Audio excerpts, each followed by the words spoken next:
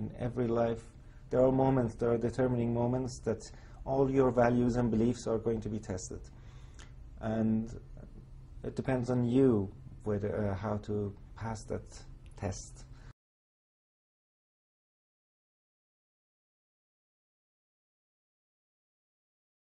You know, it was a march of silence in protest to show how peaceful they were, how they just wanted a recount, and they weren't expected, they were not going to try to overthrow the regime or the state. They just wanted to get some clarification regarding the elections.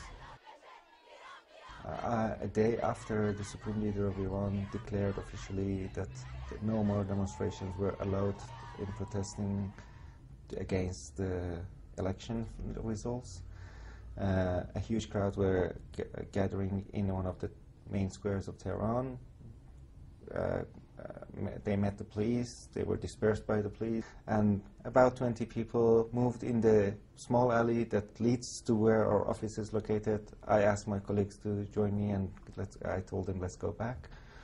And by the end of that alley, Neda Agha Sultan was among those 20 people who were moving in that alley besides us, and I had noticed her back because she was there, she was active, she was shouting, so I noticed her.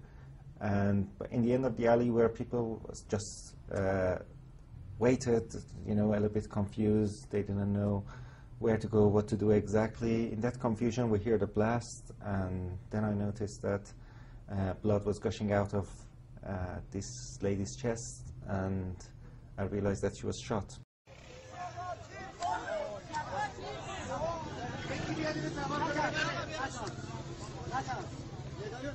So I rushed towards her, trying to help her. Unfortunately, I wasn't successful. She died in the slam.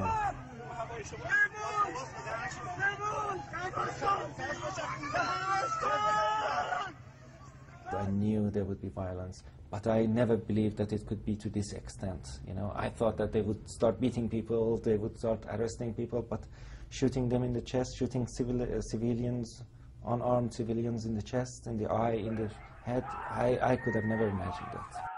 I left Iran about 4 days after this incident, and in the beginning I wasn't intending to talk about it because I thought the film was out, everybody knew about it, and the government would react accordingly to find, to somehow respond to it, punish the persons involved, those responsible, or at least investigate the case.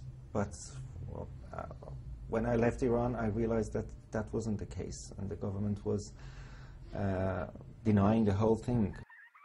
What concerns me a lot is the situation in Iran at the moment.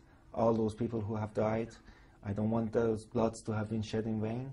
I don't want those people who are still in prison, you know, those long-term imprisonment sentences, all those tortures, or those rapes, and how long will that go on? I don't, unless some concrete steps are taken, this will go on for a while, and a lot of blood will be involved, and we don't want that. And I don't think the world wants people of Iran to just give up their right to protest. That's an essential right, an essential human right. And does the world want that? If not, they need to take some steps to support the people.